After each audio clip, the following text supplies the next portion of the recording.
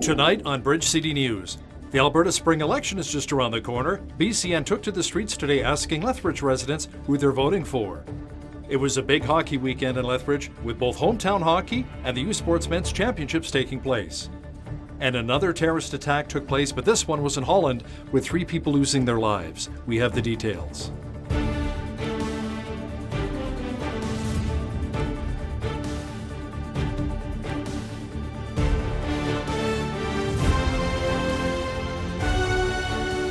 Good evening. Thanks so much for joining us.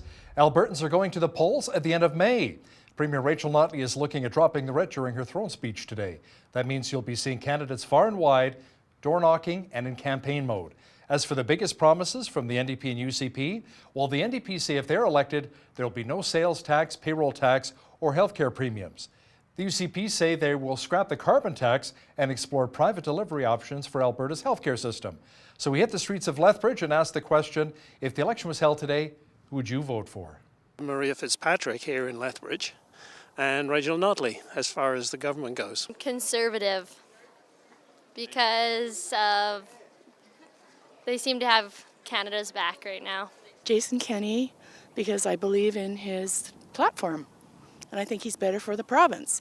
Probably the UPC. Just some of the other people that are a part of the party, some of the things that they've talked about, some of the beliefs they have, and things that they have that they want to do for our province. The Conservative Party, I think they were with us for a long time, and I trust them more than NDP. NDP.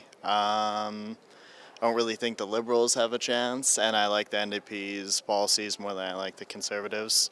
I'd vote for NDP, and because I think they've done a really good job in the time that they've been in and under the circumstances that they were. Premier Rachel Notley says new allegations the UCP leader Jason Kenney's team propped up a bogus leadership candidate demonstrates an absence of integrity.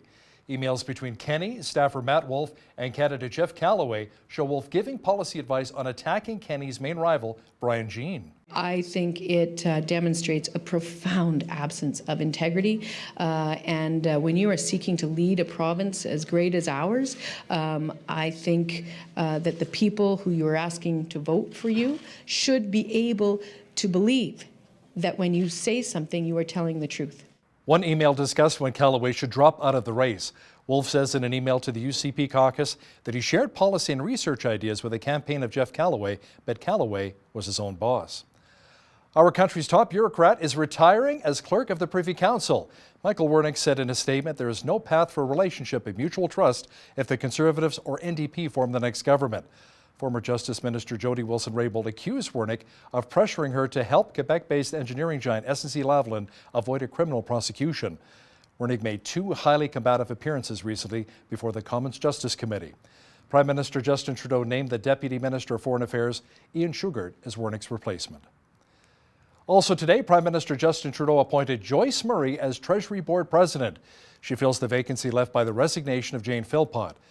Murray is a Vancouver MP and a former provincial cabinet minister who opposed the federal government's purchase of the Trans Mountain Pipeline. I'm looking forward to Madame Philpott and Madame Wilson-Raybould being part of our team as we continue forward, and I'm very happy that that's what they would like to be doing, is being part of the Liberal caucus, working with our Prime Minister to create a better country, to create benefits for Canadians. This is Justin Trudeau's 3rd cabinet shuffle in 3 months. Are you willing to give the shirt off your back? Lethbridge College is hoping you are. Clothing is needed for students to wear at their job interviews and for their first jobs. Lethbridge College Student Services and Lethbridge College Students Association are joining forces to create Career Closet. They're asking that you drop off gently used clothing, shoes, and accessories from now until March 24th at the LCSA office. Career Closet is an initiative that the college has started this year that is essentially aimed at providing students with some basics that they need to hit the workforce when they're done their programs or even when they're ready to go into practicum. So community members, staff can donate clothes, and then later in the month, students are going to have the opportunity to come and rifle through, pick out some good pieces to kind of start building that wardrobe, getting out into industry. It was super important for us because, especially for me, from a student perspective, I know graduating last year, the biggest thing was I'm going to now enter the workforce and have no clothes, because you've spent 2 years in sweatpants as a student, and then now you're expected to wear dress clothes and blazers, and let's be honest, you still have to pay your student loans back. The clothes will be displayed at a Career Closet event on March 28th. Donations should be clean and ready for hanging and on display. Studying for your learner's permit just got a little bit easier thanks to your local library. The Learn to Drive Learner's License Prep Kit is a series of study cards that condense the driver's guide into smaller, more manageable units of information. The hands-on approach is geared to help students and adults learn the important necessary information for passing the learner's test and becoming safe drivers. The Learn to Drive kits are really focused on helping people pass their learner's test and to become safe drivers. So essentially the kits break down the information into smaller, less overwhelming information chunks. And it really focuses on the fact that people learn in different ways. So they're very hands-on. Each kit comes with tiles. You can actually visually see things, move it around. And so they're really focused at kids who are trying to get their learners, as well as anybody else, like adults, new Canadians, everybody like that. The kits are for them. To learn more about the kits, visit ChinookarCh.ca. The melting snow and warmer temperatures are a sure sign that spring is finally here. This is the time of year that many people flock to gardening centres to get a start on their outdoor planting. We spoke with a local business to get tips on what and when to plant. Their annuals depends on the annual. If it's something easy like marigolds, they could start those pretty soon. Usually by the 1st of April they need to do those ones. If it's something like pansies, they needed to do those over a month ago. Perennials, we are waiting for the frost to come out of the ground, the snow to melt, and then those perennials can take some cold, but we're still looking at more like middle of April. So the next few weeks will just be very busy getting things ready for those areas. Barbie says that scented geraniums are making a comeback and are sure to be a hit this year for your outdoor garden. This weekend was a big one for hockey in Lethbridge. The NMAC Centre welcomed Rogers Hometown Hockey. Hundreds gathered for the live TV broadcast, and Lethbridge Hurricanes General Manager Peter Antholt was interviewed by Ron McLean. Families participated in the many outdoor activities that were set up. Meanwhile, inside of the NMAC Centre, University of Alberta and UNB hockey fans prepared for the University Cup Finals game. The #1 seeded Golden Bears opened the scoring on their first shot, but the Reds responded quickly and defeated Alberta 4-2. Former Medicine Hat Tiger Mark Rassel sealed the deal for UNB, scoring his insurance goal for the Reds. Reds goalie Alex Dubois was very busy, stopping 32 shots. Ainsley O'Reilly had a chance to speak with Varsity Reds head coach Gardner McDougall after the game. You are now tied for most wins at the University Cup. How does that make you feel as a coach? Yeah, I mean, it's pretty special, but it's all about these guys. I mean, we're just so fortunate to have so many great people through my career here, and you know, we thought this group of the first year could be special, and they just continued the grind. They well deserving of this. We had a great opponent in the final, and we know it's going to find a way to be one goal better. And it's really special. National champions, how does that feel? Amazing. Never gets old. This is my third one now, and it's like the first, right? I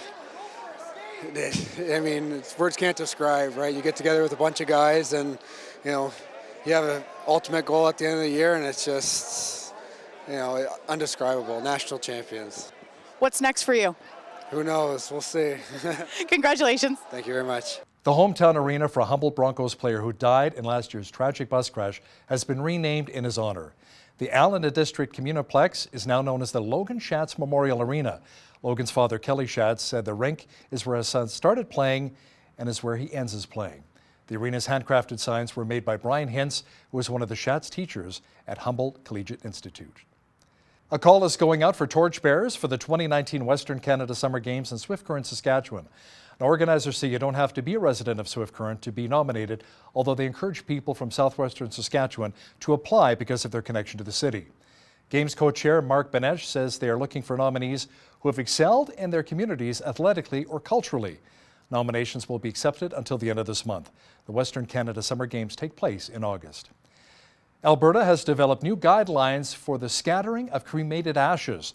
The guidelines will provide clarity for people who wish to honor their deceased family members in keeping with their cultural heritage and spiritual beliefs. Ashes may be scattered on unoccupied provincial crown land or water, including provincial parks, but not near water treatment plants. The province says the new guidelines only apply to provincial land and waterways. If anyone wishes to scatter ashes on federal or municipal property, to contact their local government representative.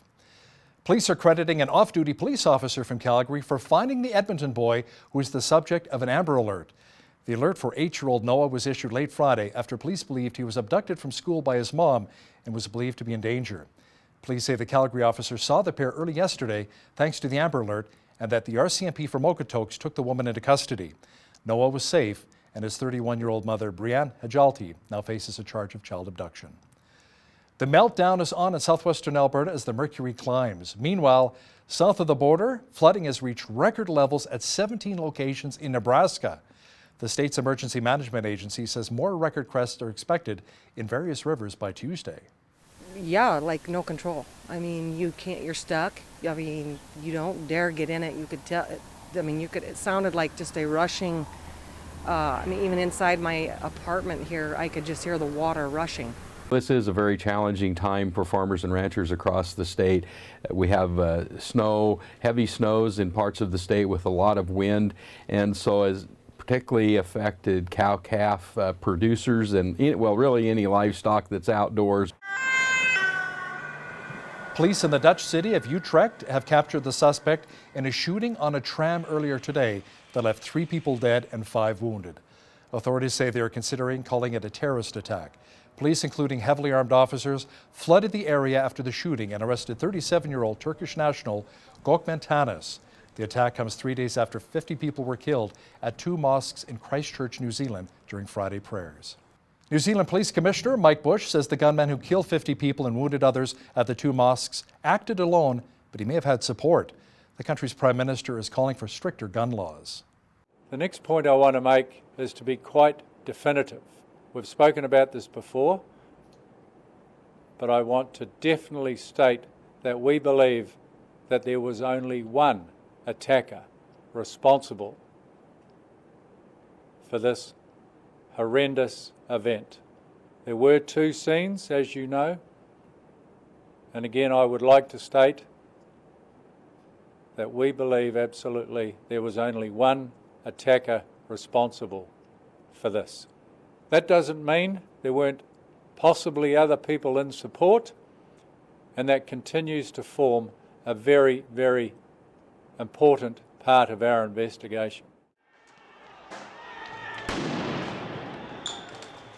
Police in Paris say more than 100 people have been arrested amid Yellow Vests protest violence in the French capital. Weekend video showed a police officer being beaten to the ground by rioters on the Champs-Élysées while others were mobbed and attacked in their cars. The violence began minutes after the Yellow Vest protesters gathered on Saturday morning. A popular restaurant was vandalized and several high-end boutiques were ransacked. French Yellow Vest protesters are rioting in an 18th straight weekend against French President Emmanuel Macron. The Juno Awards were held in London, Ontario last night. It's a big celebration of Canadian musical talent. Corey Hart was on hand and got emotional about being inducted into the Canadian Music Hall of Fame. Singer Sarah McLachlan said she loved hosting the evening. It was exciting and fun. I thought I would be nervous, and I really wasn't. But I think because you rehearse so much, and by the time you get up there for the real thing, you kind of know it inside out. And it was joyful and fun. I felt so much positivity and so much love from the audience and so much happiness from the audience to hear me sing, and it's very meaningful for me, you know, that my kids can experience this because, you know, for 20 years I was not touring. I didn't make records. My last album was done in 1998. My last tour was done in the mid-90s, so they never experienced anything like this. Congratulations to Corey Hart being inducted into the Canadian Music Hall of Fame. Well deserved. The mercury will be going up, lots more, and I'll have a complete look at the long-range forecast coming up in just a moment. Lots of blue sky and sunshine today. Tonight, mainly clear with a low near -3. Mainly sunny and 13 for tomorrow. Pretty much the same picture for Wednesday. Thursday warming up slightly to 14. We can also expect lots of sunshine and 14 degrees on Friday. A great weekend is shaping up. Mainly sunny on Saturday with a high near 19. Sunday only slightly cooler at 14 degrees. Checking the almanac, the average high for this time of year is 6 and an average low of -6. The highest temperature on this date was recorded in 2004 at 18 degrees, and the record low was minus 25 in 1965. Sunrise was at 7:39, sunset at 7:40. Let's see how tomorrow's shaping up across the country now. Vancouver will be mainly sunny and a high of 16. Sunshine at 16 as well for Victoria. Lots of blue sky and 16 is on tap for Calgary on Tuesday. Edmonton will only be 2 degrees cooler at 14. Clearing at 7 for Regina tomorrow. Mainly sunny and 7 as well for Saskatoon. Mainly cloudy and 4 degrees for Winnipeg. In the central part of the country, Toronto will have sun mixed with cloud and should get up to 6. A chance of flurries for Ottawa and a high of 2 degrees. Montreal will be mainly sunny and minus 1. In the Maritimes, Fredericton, New Brunswick should see some flurries and a high of only minus 2. Halifax, Nova Scotia will also receive snow and plus 1. A mainly cloudy day for Charlottetown and minus 2 for tomorrow. And in St. John's, Newfoundland, expect light snow and a high near plus 1. We all know that the energy sector in Alberta has been hurting for quite some time, especially with the delay in the Trans Mountain pipeline expansion. Many feel the reason why so many pipelines run into issues is because of opposition from Indigenous groups. Dr. Tom Flanagan is a senior fellow with the Fraser Institute and is author of the book Wealth of First Nations. He says in reality, there are actually many Indigenous groups who support pipelines. The Coastal GasLink natural gas pipeline got the support of 20 First Nations, with nobody in opposition except for an internal division within the Wet'suwet'en division between the elected chiefs and the traditional chiefs, and I don't know how that's going to turn out.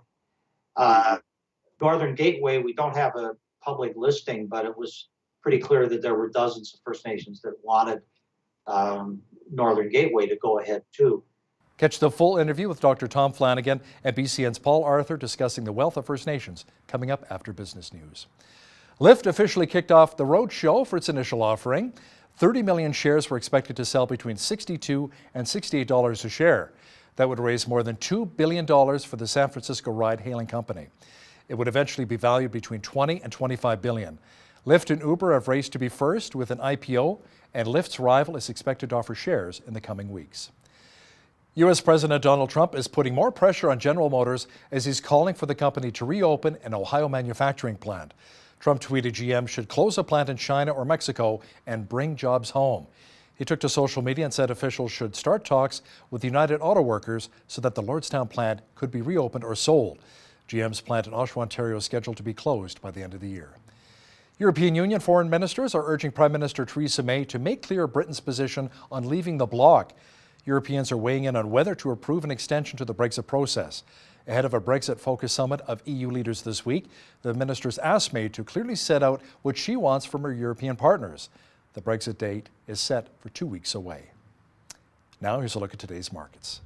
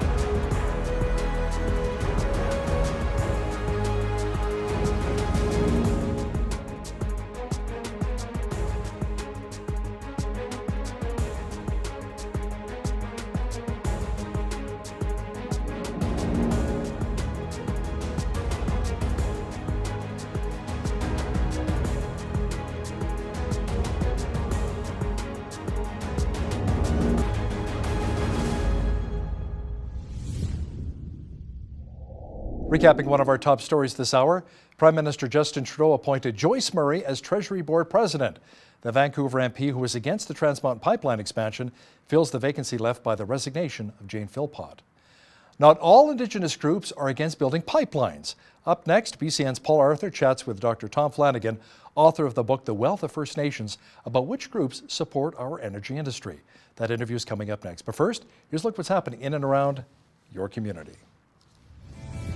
Here's your Bridge City News Community Calendar. It's the 15th annual Woods Homes Children's Benefit Gala taking place Saturday, March 30th at 6 p.m. at the Coast Hotel, Lethbridge. This special night is in support of the Emergency Youth Shelter, the CORE. This year's gala includes a delicious dinner, silent and live auctions, and live entertainment by the Chevelles. For tickets and sponsorship opportunities, contact Colleen Campbell by calling 403-317-1777 or visit woodshomes.ca. Lethbridge Legal Guidance is a nonprofit society offering free legal advice to low-income Southern Albertans. It holds clinics on Tuesdays from 5 to 7 p.m. by appointment only. Some of the areas the society assists in include family, criminal, traffic, immigration, EI, and other issues. For more information, call 403-380-6338 or email Lethbridge Legal Guidance at telus.net. And that's your Bridge City News Community Calendar.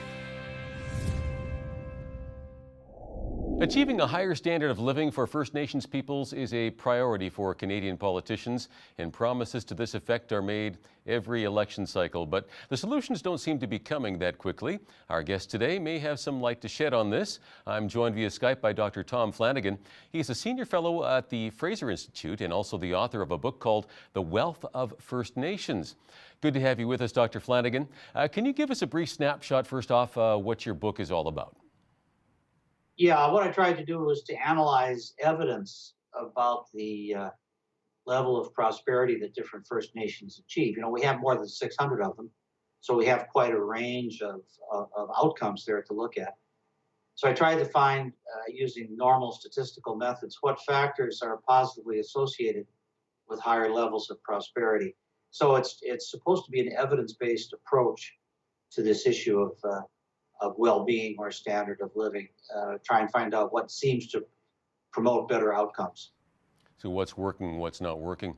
So now, in order to do this, I guess, to determine how First Nations people are doing financially, there has to be some way to properly measure this. Now, can you explain to our viewers what the Community Well-Being, or the CWB Index, is? Yeah, that's the yardstick that I used. It is a scale published every 5 years after the most recent census. It's take data from that's compiled by Statistics Canada regarding income, housing quality, engagement in the labor force, and levels of formal education. It can combine these into an index that ranges from 0 to 100 with equal weighting of those four components. First Nations range from about 20 up to over 80. They are on average about 20 points below the average of all Canadian communities. But there is a big range. Yeah, it is a very significant range difference there. So now, you know, I think viewers would be quick to point out that federal spending on Indigenous people has grown exponentially over the last few decades. So one would think that the well-being of First Nations should have improved along with that, right? Well, one might think so, but the evidence doesn't really suggest that that's happened. The measured well-being of First Nations has been improving more or less parallel with that of Canadian communities in general, even though much more money has been spent. The evidence suggests that the Canadian economy is sort of like a tide that lifts all boats, and the extra government spending, as far as we can see, hasn't made a huge difference. Some First Nations have improved a great deal, but it doesn't seem to be tied to higher levels of government spending. Yeah, that's very interesting. Now, there are certain First Nations groups that do score well on this CWB index. So what are they doing that's working? Now, I understand that one of the factors is having long-term stable leadership. That makes a difference, as well as apparently paying their chief and council, you know, properly, but not in excess. Yeah, there's a number of factors. You mentioned a couple. Others are using what I call off-ramps from the Indian Act. There's Parliament over the years has legislated a number of possibilities for First Nations to have more control of their own affairs and to be less controlled by the department. These include such things as the First Nations Land Management Agreement, which gives them more control, decision-making over their reserve lands.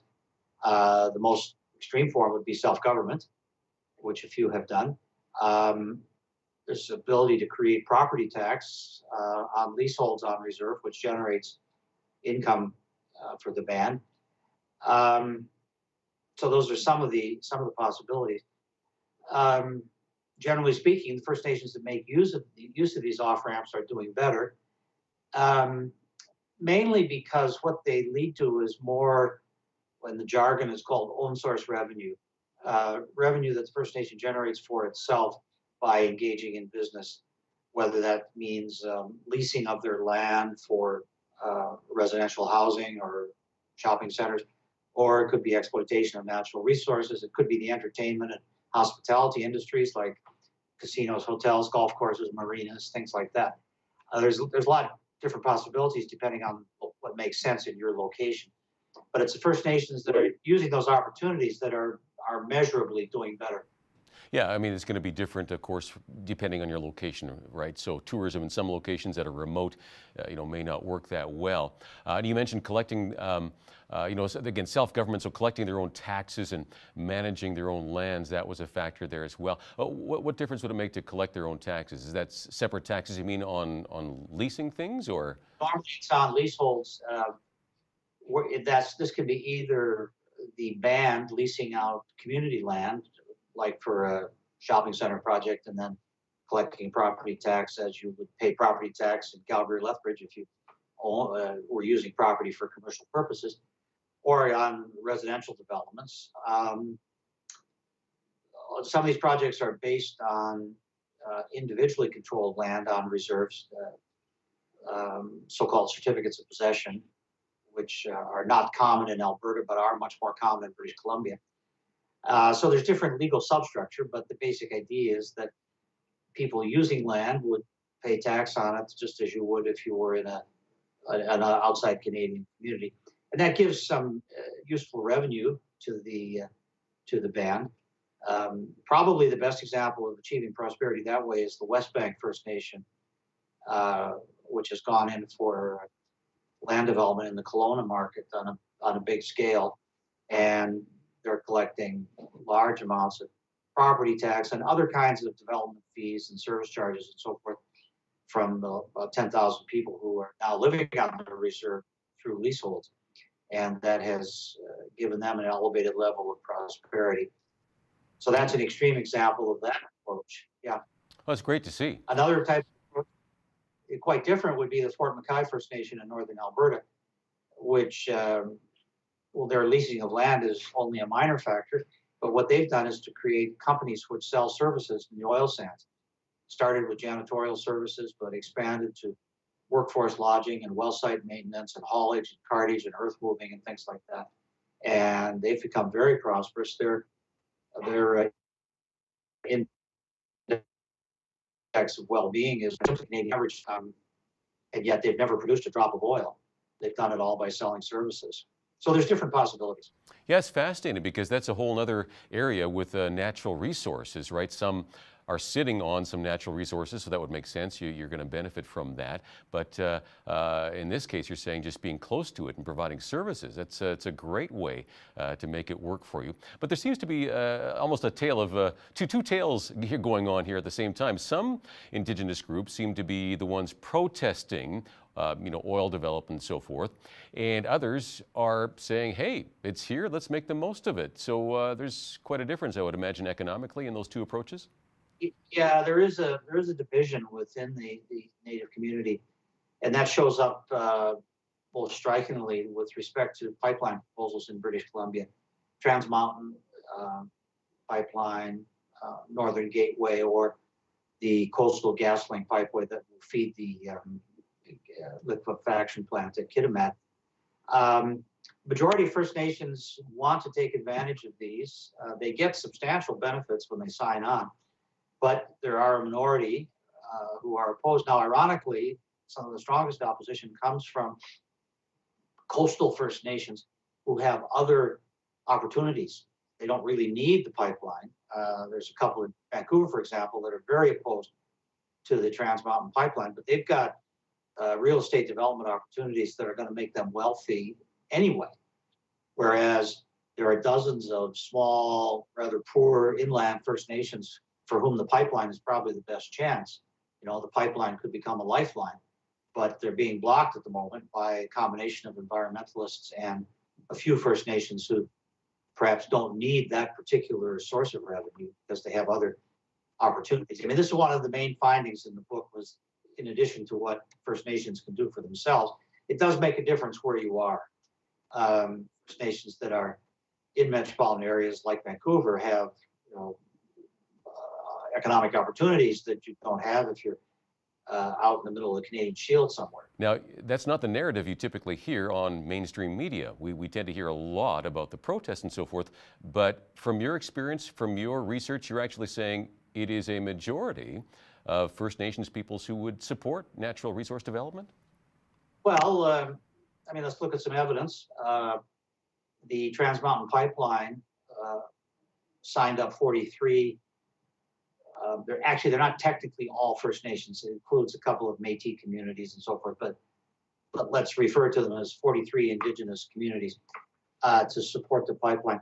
There were 12 that were opposed and went to court to block it. And the protagonist there was the Slisle-Waututh Band in Vancouver, which is one of these with other opportunities. So it's like 4-1 in favor of that one. The Coastal GasLink natural gas pipeline got the support of 20 First Nations with nobody in opposition except for an internal division within the Wet'suwet'en division between the elected chiefs and the traditional chiefs, and I don't know how that's going to turn out. Northern Gateway, we don't have a public listing, but it was pretty clear that there were dozens of First Nations that wanted Northern Gateway to go ahead too. So the evidence suggests that while there are opponents, that there's actually a far larger number of those that are willing to work with the pipeline companies. And then behind them, you've got dozens of producing First Nations in Alberta and Saskatchewan that want to get the best market for their oil and gas. They may not have a pipeline crossing their own territory, but they want to be able to sell their product at the highest possible. Well, it's important to hear the whole story here, you know, and I think most of us as Canadians would love to see First Nations people prosper. I mean, yeah, we want to see this happen. So, and again, you're saying there are groups that are doing this, they're taking the bull by the horns and saying, here's an economic opportunity. We're not going to rely on, you know, the government handouts, if you will. And it seems to be working for a lot of these First Nations groups. So that's great. Well, it is. There are now dozens of First Nations that are generating more than half of their revenue by themselves. They still get government transfers, just as the city of Lethbridge receives transfers from the province of Alberta, because they perform governmental functions, and so they will always get some transfers from Ottawa. But you know, to take an extreme case, Fort McKay generates over 90% of its own revenue from its business activities, and as I say, there are many, not hundreds, but there are dozens that are generating over half of their own revenue. So, you know, what public policy should be doing is just try to encourage this process, facilitate it, which in many cases means just removing barriers rather than necessarily giving more money. There are legal and political barriers, like the barriers to pipelines, which are largely created by governments. I was going to just ask, what kind of feedback are you getting, positive or negative, from the Indigenous community to your book? You know, I mean, hey, you're jumping into some deep waters here, right? Yeah. Well, I guess the people who don't like it are ignoring me. Nobody's trying to burn me in effigy right now. The Fort McKay First Nation love it. They want to buy some copies of the book to give away. Another First Nation called me after they read one of my earlier publications and invited me to come out and do a case study of them. So there's some receptivity out there. I mean, there is a community. There's a business-oriented community among First Nations, and I wouldn't call it the majority necessarily in terms of a really active community, but it's growing all the time, and it's very forward-looking. And I think so. I think there is some receptivity. See, really, all my book does is to point out what First Nations are doing. The sometimes kind of complicated statistical methods that I use don't represent my opinions. They represent a tabulation of what I find First Nations doing. So all I'm actually doing is to try and make more widely known what the First Nations leaders are working out for themselves. Right, so it's less editorial, it's more matter of fact. Here's what's working, here's what's not. Let's learn from what's working, right? Okay, Yeah, interesting. so it's not Tom Flanagan saying, here's what you should do. It's Tom Flanagan saying, here's what I see some First Nations doing, and they seem to be getting good results for their people.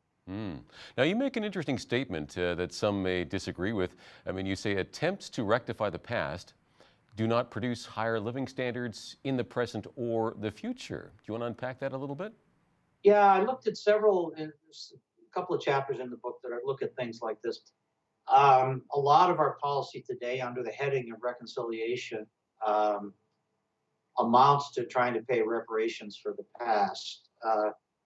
We had, the most open examples, I guess, would be first the payments for residential schools, which total cost of which is approaching $6 billion. Now the government is announcing payments for those who attended day schools.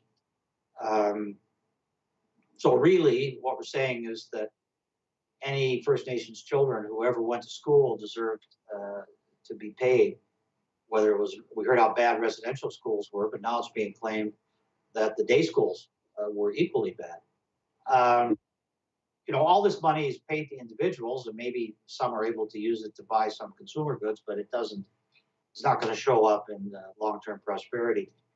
Another thing I looked at, and this has relevance down in your part of the world near Lethbridge, specific claims, which are claims for that treaties were violated or provisions of the Indian Act were violated. I see that the Blood have just settled a claim for $150 million, which is the maximum based on management of their cattle 100 years ago.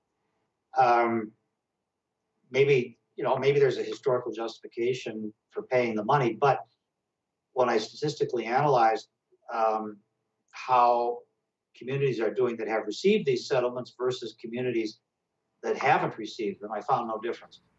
That is absolutely fascinating that, again, the money itself doesn't necessarily... Billions of dollars in this program over a period of 40 plus years. Billions have been paid, and yet the communities that have received it don't have measurably higher outcomes than those that haven't received. So the one that seems to be, or the method that seems to be working is, again, just to say, you know what, it is what it is. Here's the opportunities we have, and each band has a slightly different opportunity. Let's, again, take those opportunities, whether it's real estate or tourism or natural resources, make the best of it, and, they put their hands to the plow, and it's working for a lot of communities. So that's really what needs to be replicated, right? Yeah, that's the message. Okay. Thank you so much for your time today. Appreciate it, Dr. Flanagan. My pleasure.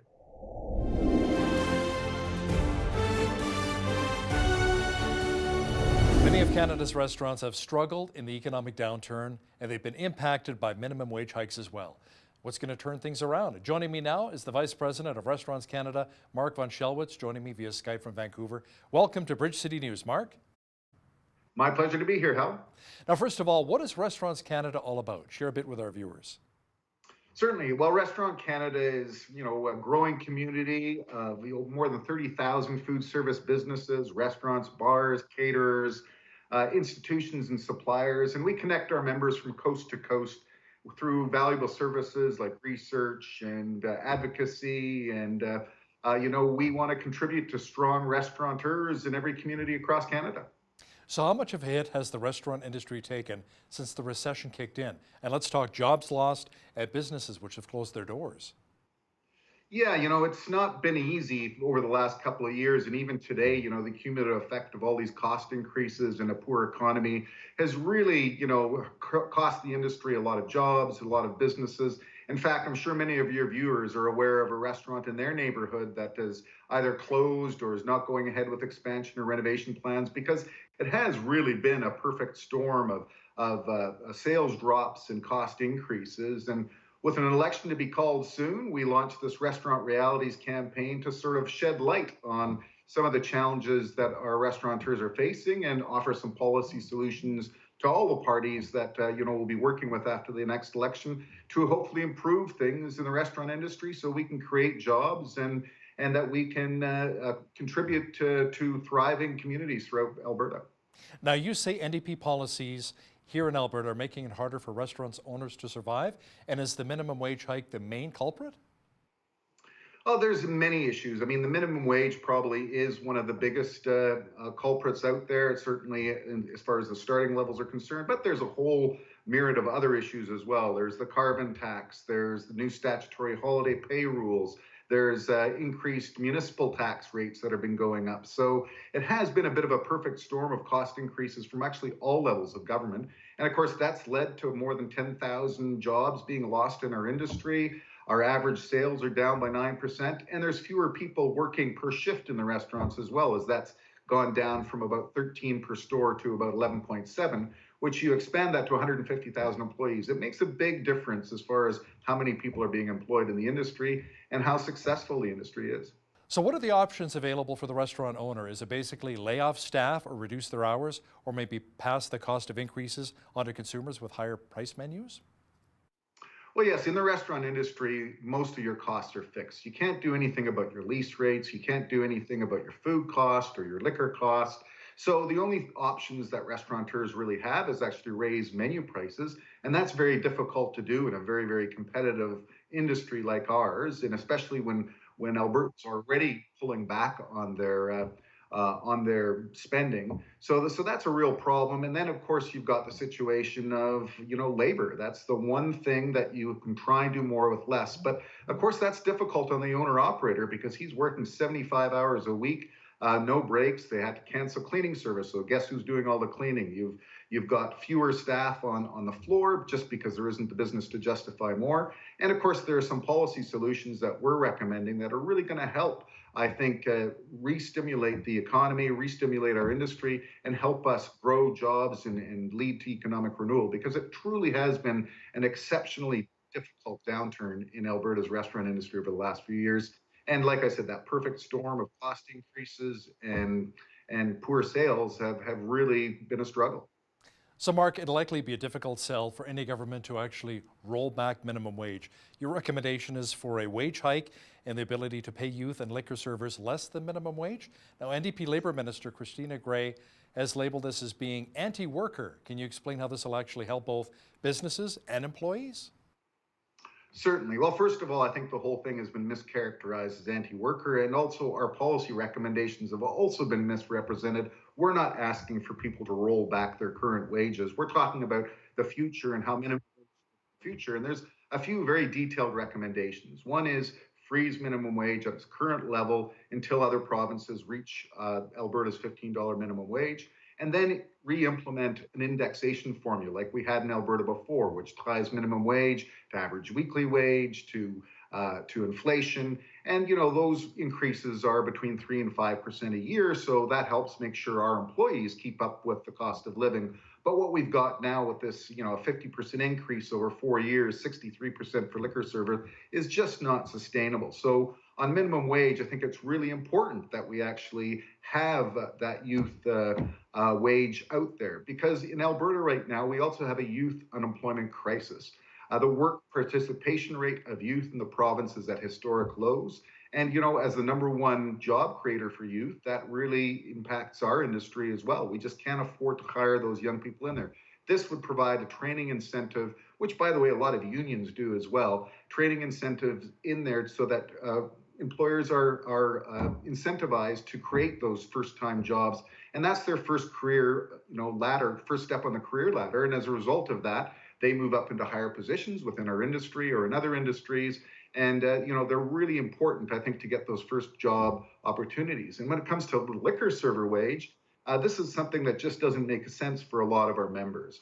Liquor servers are not minimum wage employees. They are in name only. They actually make well above a living wage when you factor in their gratuities. So what the liquor server wage does is it allows operators to devote more of those labor dollars to the back of the house, to those career kitchen staff that don't get gratuities. It also helps ensure that servers get more hours on the floor, which is what they really want to do, because that gives them the opportunity to earn more gratuities. And of course, that helps our guests as well by providing them better service. So again, I think these things are going to create more employment opportunities, more hours, and more take-home pay for all our staff and for more Albertans generally. So we think these are common sense solutions. And unfortunately, I think they're being mischaracterized by certain, anti-business trolls out there, shall we say. Right. Is it also correct you would like to see the government scrap their new policy, which requires staff to be paid on stat holidays, even for business owners that maybe are not normally open on stat holidays? Yeah, and I guess that really didn't make any sense to us as well when we were going through consultations this. You're actually forcing restaurateurs, many of which are closed on Mondays when most statutory holidays are, and we just had one a couple of days ago. And as a result of being closed, they still have to increase their operating costs because they have to pay all their staff for not working that day. So we want to have a result of putting those regular work shift days back in, pay the people at work, obviously.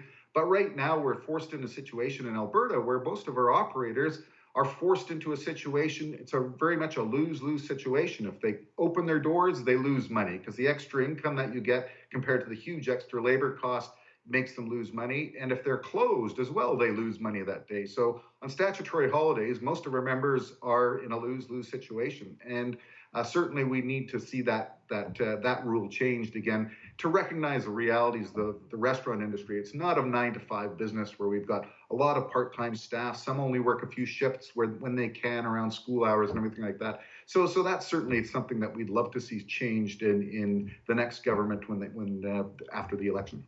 Now, is the carbon tax also having a major impact on business owners? What are you hearing?